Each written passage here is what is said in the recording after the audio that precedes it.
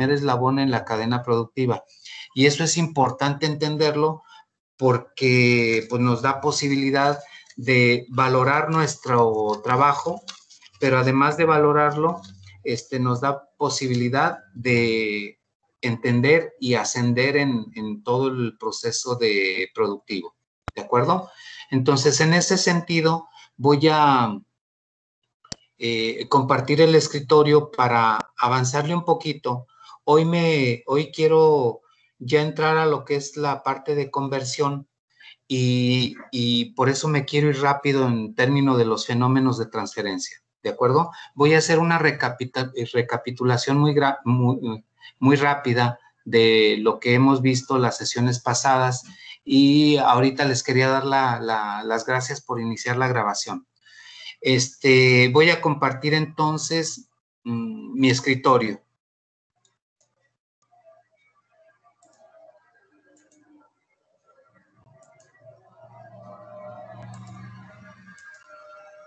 Se supone que ya estoy compartiendo.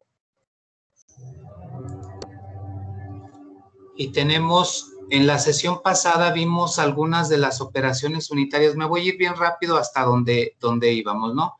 Entonces vimos la necesidad, vimos el proceso en general, vimos que las materias primas les damos una transformación y obtenemos productos finales. Pero además vimos que había que acondicionar y ese proceso de acondicionamiento es lo que llamamos operaciones unitarias. Se da antes de la transformación y después de la purificación.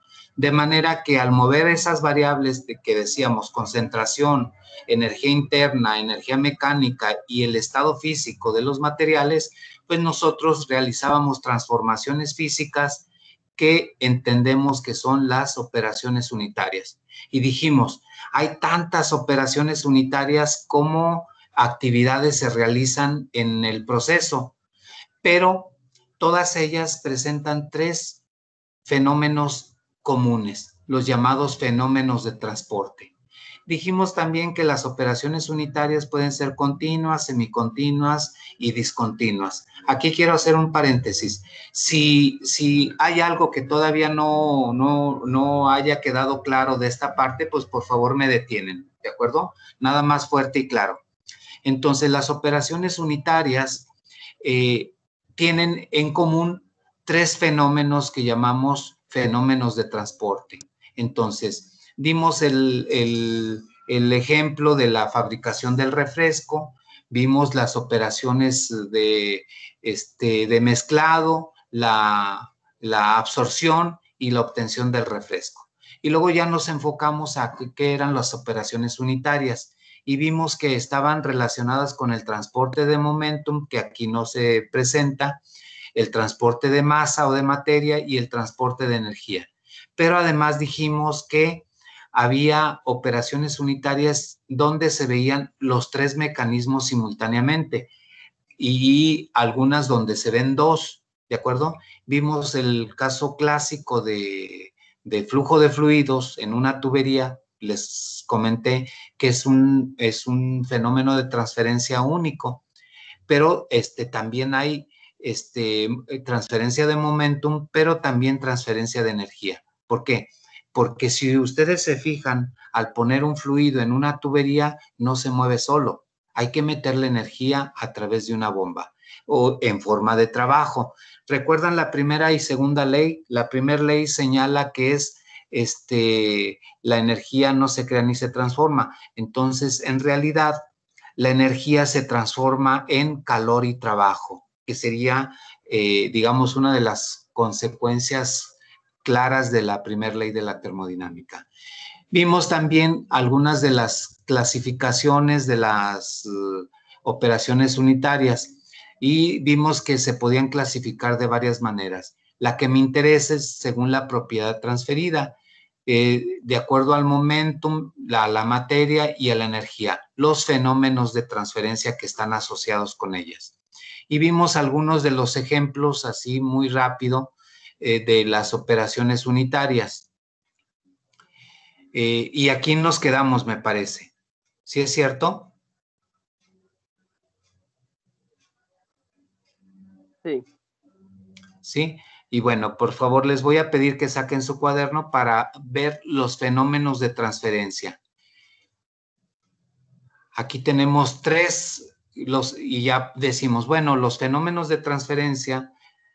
Miren, les pido una disculpa, estoy tratando de sacar las fotografías más claras, pero yo creo voy a buscar hacer la letra más grande para que pueda leerse y no se pierda tanto, porque cuando les tomo la foto, sí las veo en el celular, pero ya cuando las transfiero a la máquina, se me hace como muy borroso, no sé por qué.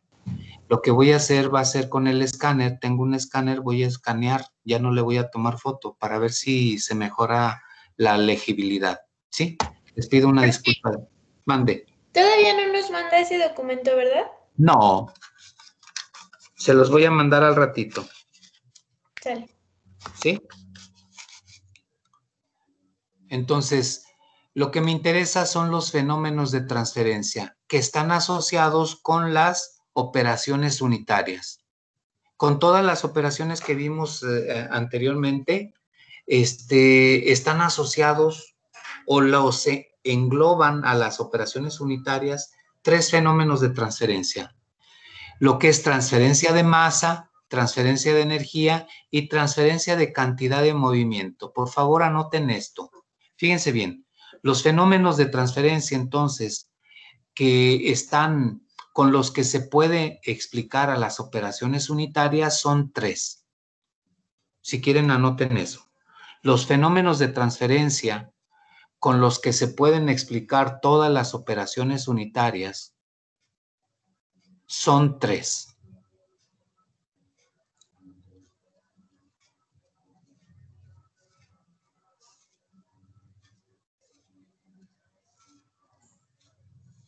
¿Listos? La transferencia de masa, 2 puntos.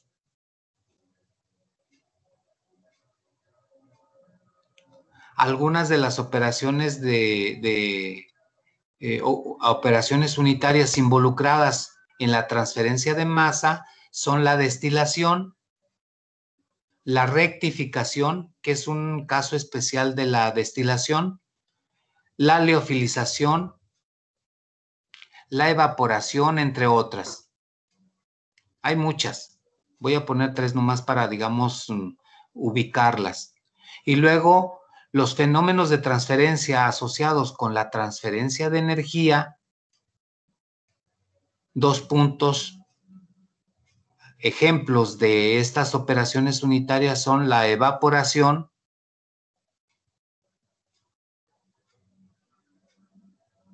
la condensación, el enfriamiento,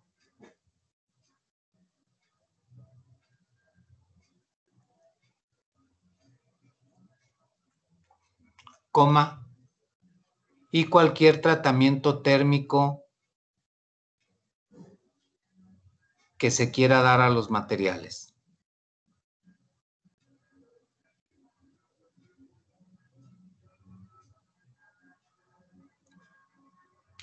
¿Listos?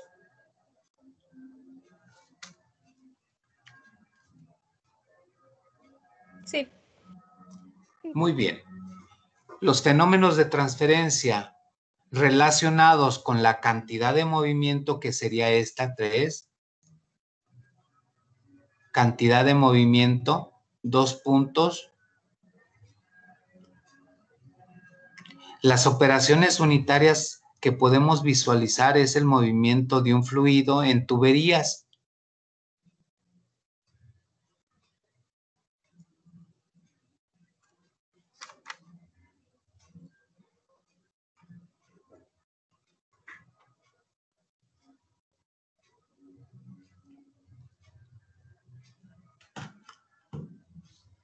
El movimiento de un fluido en tuberías, coma,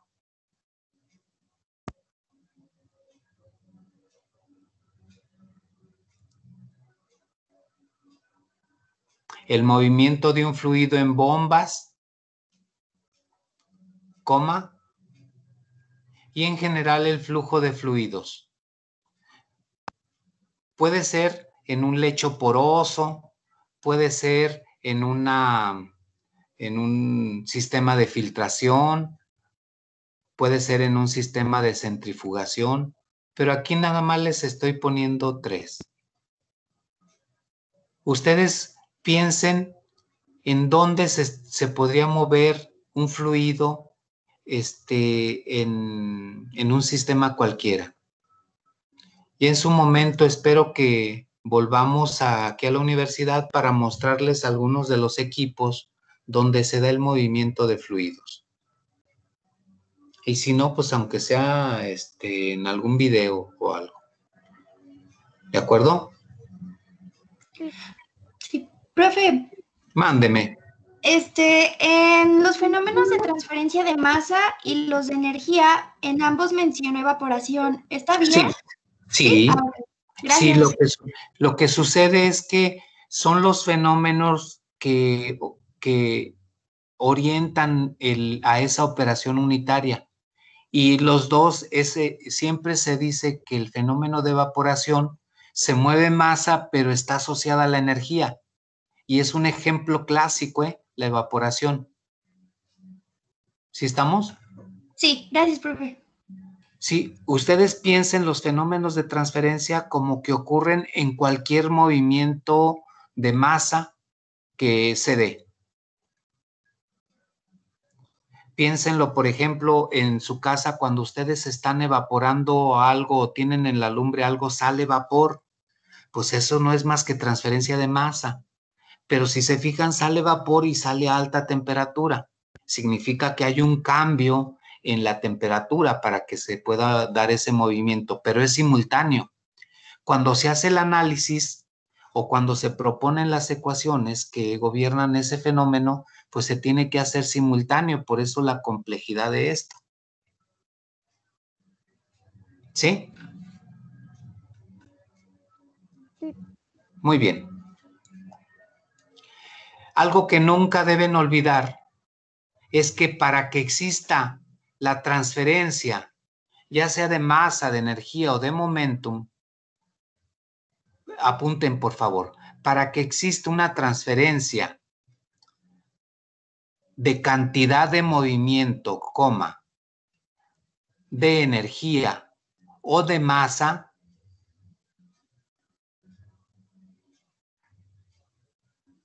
se requieren 2 factores.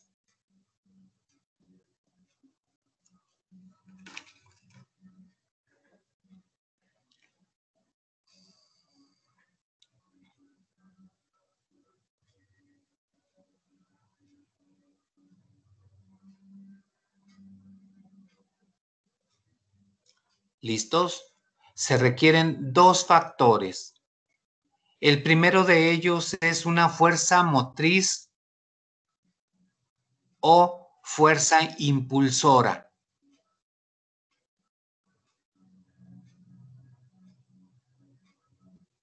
Pongan paréntesis y pongan ahí gradiente, cierran paréntesis.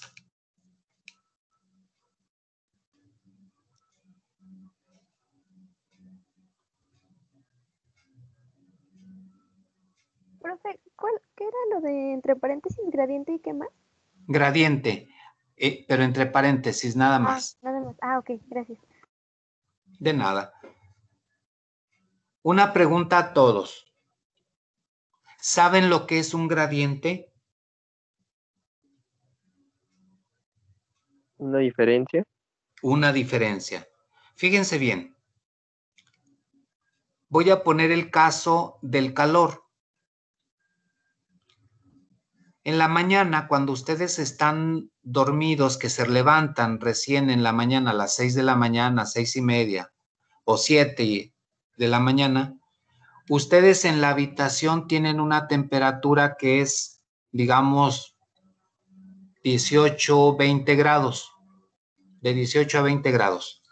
Pero en el exterior, la temperatura está a 10, 8, 10 grados, 12 grados. La diferencia entre la temperatura interna o la temperatura de la habitación y la temperatura en el medio ambiente, si ustedes abrieran la ventana, va a fluir el calor. Ojo, no entra el frío. Fluye el calor de la zona de alto potencial a la zona de bajo potencial. Es decir, de la zona de alta temperatura a la zona de baja temperatura. De esa manera es como se da el fenómeno de transferencia o la fuerza motriz o el incremento o el gradiente. Siempre de la zona de alto potencial a la zona de bajo potencial. ¿Sí está claro? Permíteme. Sí, profe. ¿Sí?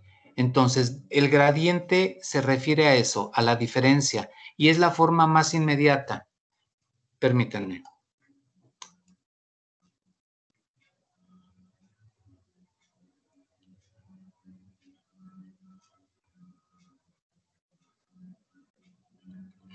Te hablo en un rato, ¿sí? Entonces,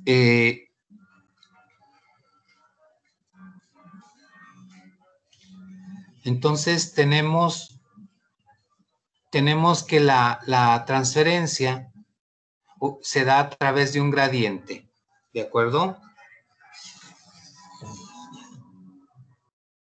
Sí. Sí, se da a través de un gradiente y el gradiente es una diferencia. Ese va a ser la fuerza motriz o la fuerza impulsora. Pero otro de los factores es que siempre hay una resistencia o una permisividad, así le llamamos, resistencia o permisividad.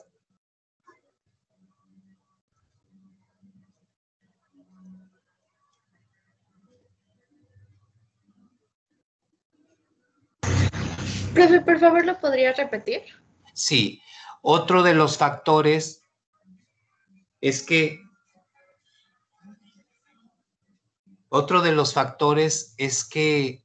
es la llamada resistencia. Te hablo en un rato.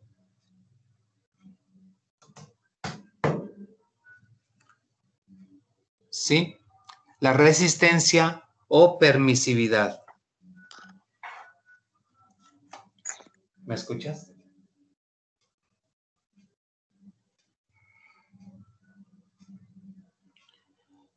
¿Sí? ¿Sí? Te hablo en un rato, ¿sí? Estoy en clase. Estoy en clase. En una hora te hablo. Entonces tenemos pues que para que se dé el fenómeno de transferencia se deben presentar dos factores. La fuerza motriz o la fuerza impulsora, que es un gradiente para los tres mecanismos, y la resistencia o permisividad.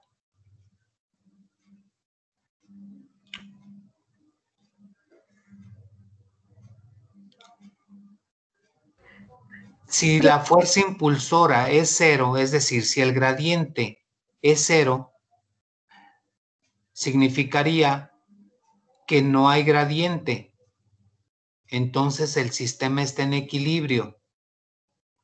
Y decimos que no hay transferencia de la cantidad. Ojo, la cantidad de masa, la cantidad de energía o la cantidad de momentum. ¿De acuerdo? Por eso digo la cantidad, porque pueden decir, bueno, ¿y qué cantidad? Ah, pues hablo de cualquiera de las tres cantidades. De momentum, de energía o de masa.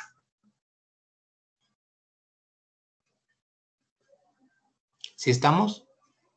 Es decir, si el gradiente es cero, no hay transferencia de la propiedad o de la cantidad.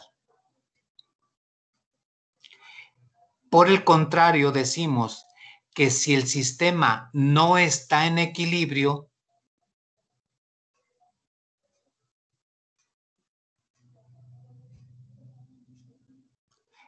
abren paréntesis,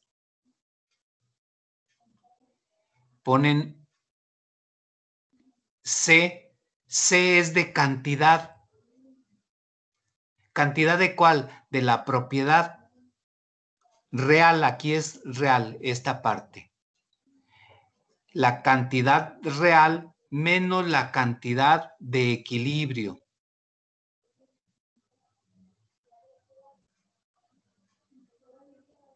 Eso es proporcional a este signo que está aquí, un alfa. Eso es F mayúscula impulsora. Es decir, la diferencia en la cantidad o en la propiedad de masa, de materia, de energía o de momentum es proporcional a la fuerza impulsora.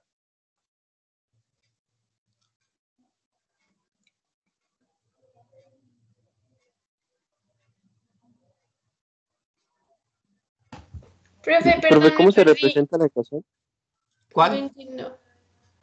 ¿Qué está pasando? Después de resistencia, ¿qué dice? ¿Dónde?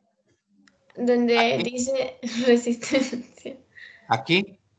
Arribita dice fuerza motriz o impulsar. Luego dice resistencia o permisividad. Y luego ahí, ajá, donde tiene Aquí. eso. Ajá. Resistencia o permisividad. Y luego decimos, si la fuerza impulsora es igual con 0, aquí ponen, si FZ0, o aquí estoy representando fuerza, estoy abreviando la palabra fuerza. Si la fuerza impulsora es 0, y luego pongo una flecha, el sistema se encuentra en equilibrio. Y luego abro paréntesis. No hay transferencia, cierro paréntesis.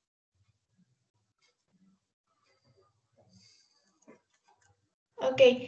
¿Sí? Y luego dice, si el sistema no está en equilibrio. Si el sistema no está en equilibrio, abro paréntesis y digo C mayúscula y como subíndice real. Real. Menos C de equilibrio. Ok. Cierro paréntesis y luego pongo alfa. Cuando yo pongo alfa, digo que es proporcional. No es igual, porque si fuera igual es otra cuestión. Entonces es proporcional. Para volver una igualdad de esta proporcionalidad, yo necesito introducir una constante. ¿De acuerdo? ¿Recuerdan sus ecuaciones diferenciales? No. Que para cambiar la igualdad, la proporcionalidad a igualdad, tenían que introducir una constante. No Cada vez llevamos que integraban. ecuaciones, profe. ¿Mandé? Que no llevamos ecuaciones diferenciales. ¿Pero llevaron cálculo? Sí. Sí. Ah, en cálculo se ve, cuando ustedes integran, introducen una constante. Esa constante que introducen, pues es esta alfa. Bueno, es para volver igualdad esta alfa. ¿Sí? Muy bien. Aquí entonces tenemos que C mayúscula real menos C mayúscula de equilibrio es proporcional a F mayúscula impulsora, es decir, a la fuerza impulsora. Si ustedes se dan cuenta, esta fuerza impulsora, pues es un gradiente, que es este gradiente. ¿Sí queda claro? Profe. Mándeme. Bueno, es que yo me quedé bastantito atrás, entonces no sé si tendrá un lugar donde tenga el apunte, no sé, en aula o... Ahorita no, pero se los voy a mandar por correo. Y clarito, ¿no? O sea, que se vea un Yo poquito espero más que sí. clarito. Muy bien. Sí. Sí, Está bien. porque no les va a servir si no si no lo hago más grande o no le busco que esté más claro. Sí, sí, sí. Muy bien. Gracias, profe. Sí, pero sí les voy a dar los materiales, ¿eh? Ah, muy bien. Sí, gracias, profe. ¿Sí? No, de nada. Y luego aquí pongo un sistema, pongo un recipiente donde en medio hay una membrana y de un lado tengo una concentración mayor que es C1, esta C, y aquí tengo del otro lado, en el otro recinto, tengo C subíndice 2, donde C2 es menor que C1. De manera que el flujo de la propiedad, en este caso, si hablamos de concentración, se daría de derecha a izquierda. Estarían pasando la concentración, como el caso de la ósmosis, ¿no?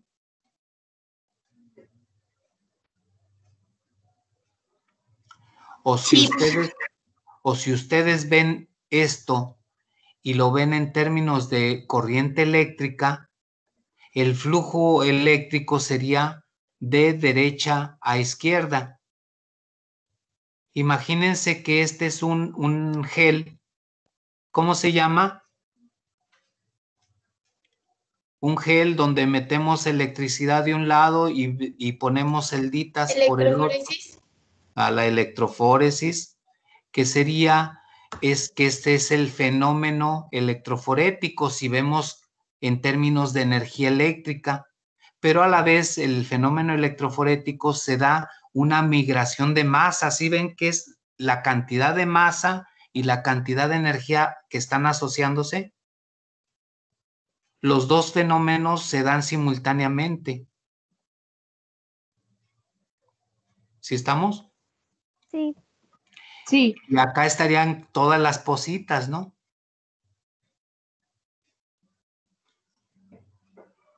Donde vemos, no, al contrario, estarían de este lado, ¿no? Porque de aquí se van desprendiendo. Ajá, del derecho, ¿no? ¿Sí? Muy bien. Esto es pensando en un fenómeno de ese tipo. ¿Qué dice? C1 mayor que C2 me dice que es un gradiente. ¿Será cierto? Sí, porque expresa una diferencia, aunque no esté expresada de esta manera donde está el cursor. Si yo veo una expresión de este tipo, C1 mayor que C2, yo percibo que es un gradiente. Estoy en un campo donde hay diferencias de potencial. Este gradiente es el responsable del movimiento. Si fuera esto una cámara electroforética, habría movimiento de energía y de masa simultáneamente. Si fuera un proceso osmótico, habría movimiento de masa nada más. ¿Sí ven eso? Sí. Muy bien. Si quieren, pónganle un título aquí para que lo entiendan. El fenómeno osmótico o el fenómeno electroforético. Y ya traten de explicar ahí por qué. El gradiente, lo que me interesa es que vean el gradiente, no tanto el fenómeno, sino que se acostumbren a ver los fenómenos en términos generales, en términos de los fenómenos de transferencia. Profe, entonces el gradiente siempre iría de mayor a menor. Siempre. Ok. Pero fíjate bien, podemos invertirlo. Ujú. ¿Cómo lo podríamos invertir? ¿Con energía? Con energía. Y les pongo un ejemplo. Ustedes en fisicoquímica, en la 2, casi al principio, su práctica 3, vieron refrigeradores y revisaron el refrigerador. Hechizo aquí en el laboratorio de fisicoquímica. ¿Sí es cierto o no? Sí. y les dijeron que el ciclo de refrigeración estaba gobernado por el ciclo de Carnot, el ciclo inverso de Carnot. ¿Sí es cierto? Sí. Bueno, va por ahí. No necesito que se recuerden todo, pero bueno. Si ustedes recuerdan, para que se diera en la zona de congelación, precisamente la expulsión del calor que hay ahí, que era igual a la del medio ambiente, tuvimos que meter trabajo, un compresorcito en la parte baja, metía trabajo, hacía que fluyera el fluido y luego se expandiera, y al expandirse tomaba el calor del recinto y luego salía y estaba un radiador por ahí atrás, disipaba el calor y luego se volvía a comprimir, y ese es el ciclo inverso de Carnot. Bueno, podemos invertir este gradiente si metemos trabajo o si metemos energía, si lo quieren ver en términos generales, como el caso de la refrigeración. Pero digamos que eso ya es un caso especial. ¿Sí estamos? Sí. Sí. Muy bien. Entonces, les quiero poner otro ejemplo aquí un poco más sencillo. Imagínense que este dibujo es una habitación. Tiene aquí esta parte donde tengo el cursor, es una ventana, es un vano, y luego tengo unas paredes, y luego tengo la puerta. ¿De acuerdo? Las únicas zonas donde puede salir o entrarse es por la ventana y por la puerta. Si nosotros tenemos un recipiente con gas, voy a poner gas butano, que sería el gas de la cocina, gas butano, pónganlo ahí, y abrimos la válvula del gas butano en el interior del recipiente,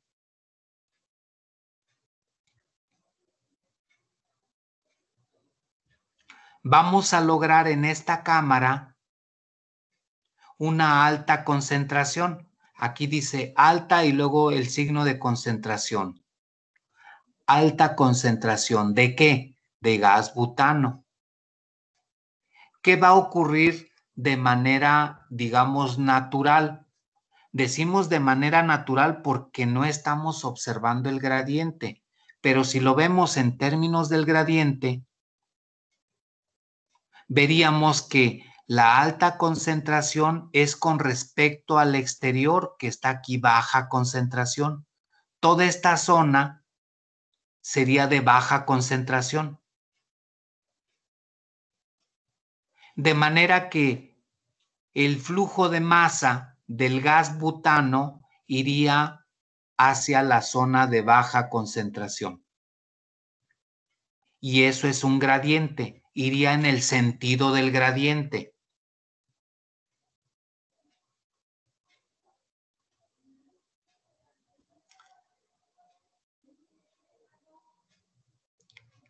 ¿En qué situación iría en sentido contrario?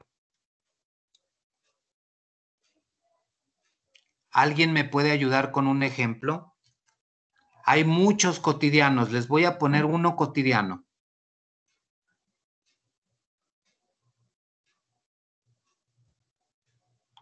Todos nos hemos tomado un jugo o hemos abierto una lata de conservas o de alimentos.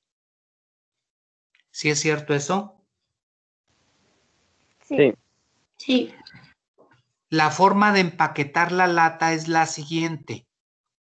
Se mete el material que queremos enlatar, se mete caliente de manera que haya evaporación.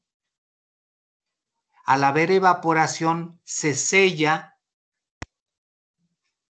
y cuando se enfría, se genera un vacío. Si nosotros lo abrimos por cualquier mecanismo, pues sea girándose, si es una tapa o abriendo una el jalador de la tapa, siempre escuchamos una especie de plop. ¿Sí es cierto o no? Sí. Abrimos y se escucha ese plop. Bueno, ¿qué nos está diciendo ese sonido? Nos dice que el ambiente presenta mayor presión que el interior y el gradiente va de mayor a menor. En ese caso, el recinto es un sistema a vacío o con una presión menor que la atmosférica, y el exterior tiene una presión mayor, que en este caso es la presión atmosférica. Y vemos la presencia del gradiente. Hasta aquí, ¿alguna pregunta o alguna duda?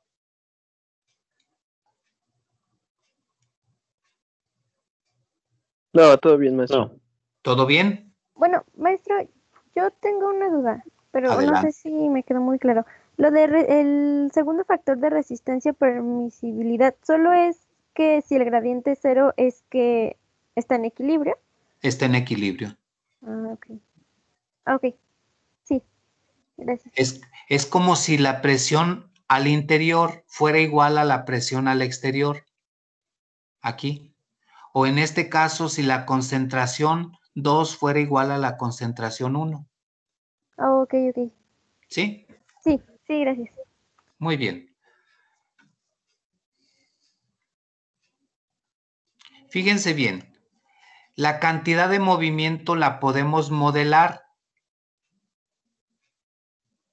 Y esta es la ecuación fundamental de transferencia. Pongan por favor esto, cantidad de movimiento como un subtítulo. Y luego, ecuación fundamental de la transferencia.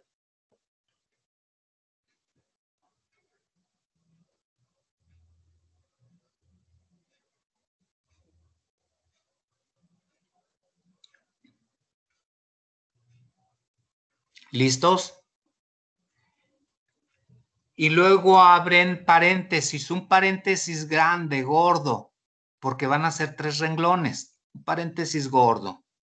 Y decimos dentro del paréntesis, cantidad de la propiedad transferida por unidad de área y de tiempo. Cierran paréntesis gordo.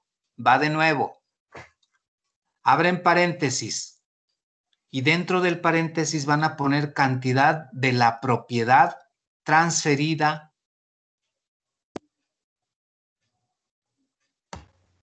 Ay, profe, creo que va muy rápido. Espere. ¿Seguro? ¿Qué iba Me después de detengo. cantidad de movimiento? Ahí va. ¿Pero lo anterior ya quedó bien? Sí, Esto. más o menos. Esto. Pero ya lo anotaste. Sí. Muy bien. Vamos, pues. Cantidad de movimiento como subtítulo. Sí. Y luego, ecuación fundamental de la transferencia. Punto y aparte.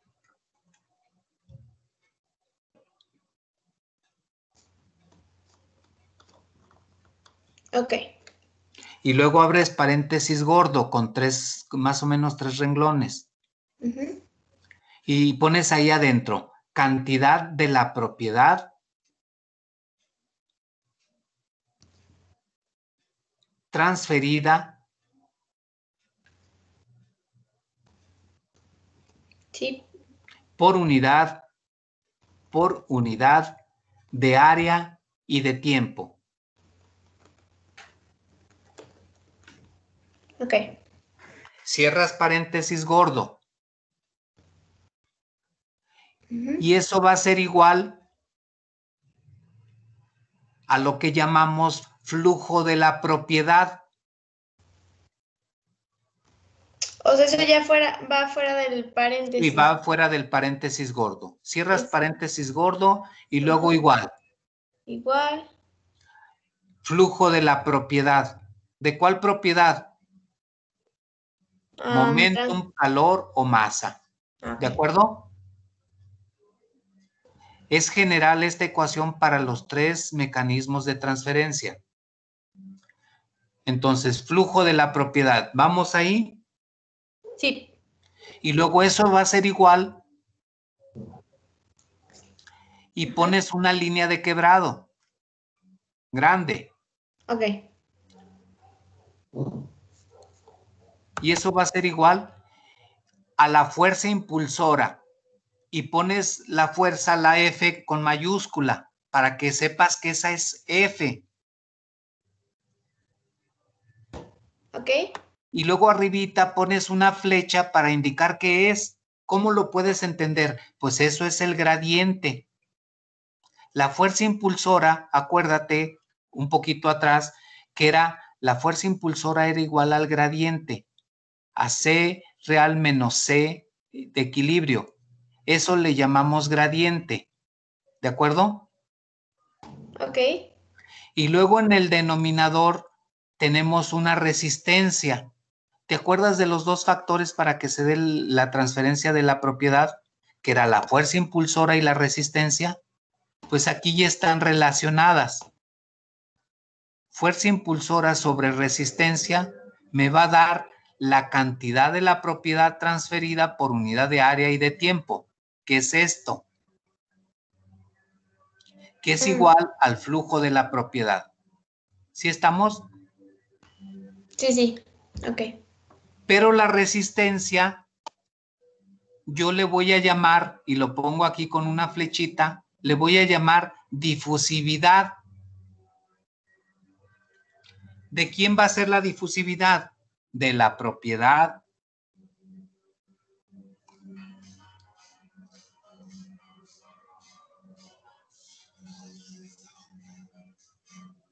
Ahorita te hablo, Manuel, estoy en clase. ¿Listos?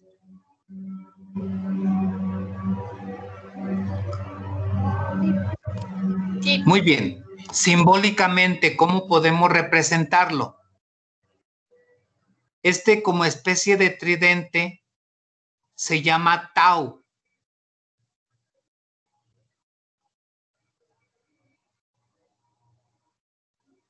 Y luego un subíndice X, una X suavizada. Tau X va a ser igual y luego línea principal de quebrado.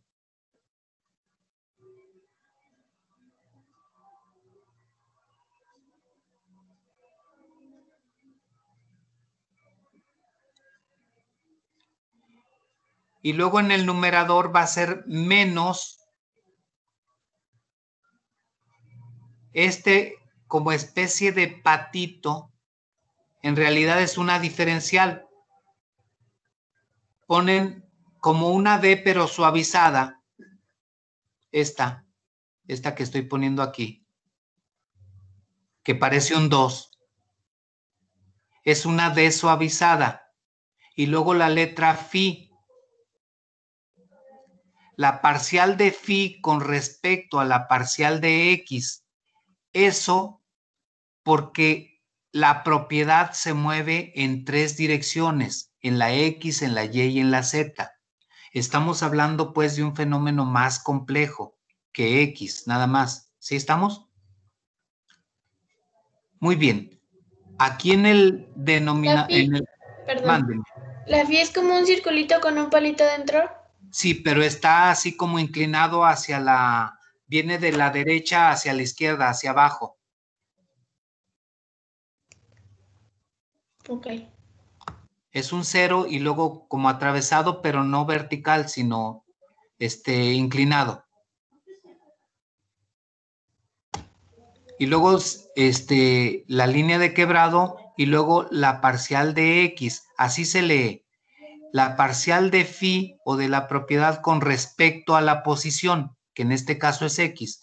Entonces tenemos un gradiente. Esto es un gradiente.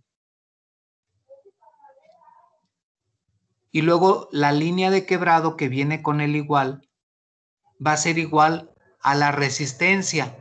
La resistencia es 1 sobre alfa, donde alfa es la difusividad.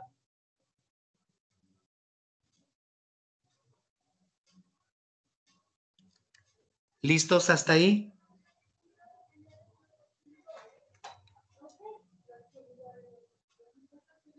Sí. Entonces, ¿qué les parece? Son las 11:53. Si la próxima sesión retomo ya digamos, esta relación, espero ya tenerlo más clara para que la vean mejor y ya concluimos con esto, ¿sí? Porque me Sí, interesa profe. que vean esto, el tau, ¿sí? Muy bien, hasta aquí quiero quedarme. ¿Sí? Muy bien. Nos vemos la próxima sesión. Gracias, profe. Gracias a ustedes. Bueno, profe. La próxima sesión ya entramos a sistemas de medición para poder hacer equivalencias. Ok. ¿Sí? Ok, sí. Ándele pues. Entonces, yo voy a tratar de darles estos apuntes ya más claros, no me gustaron. A ver si puedo hacerlo por el escáner y a ver si quedan mejor. ¿Sí? Profe, y si los intenta hacer por OneNote. Por OneNote, ¿ahí Ajá. cómo sería? Bueno, a mí me dijo un amigo que lo podía hacer ahí. Ah, déjame explorar, ¿sí? Sí. Ándele Que pues. podría, sí. Gracias. Gracias a usted. Hasta luego. Gracias, profe. Hasta Hasta luego, luego. Muy profe. bien. Bye. Dejo de compartir. Sí, gracias, profe. Profe, Mándeme. en fenómenos de transferencia me perdí un poco en el de masa. Solo tengo evaporación y destilación. Con eso es suficiente. Y Ok, ya después vemos, me preguntan en la próxima sesión y ya te digo algunos otros. Ahorita ok, por los tiempos, pues porque si no te entretendría otro rato. ¿Sí? ok. Y Sí, mejor gracias. así ya retomo y ya le avanzamos. ¿Te parece?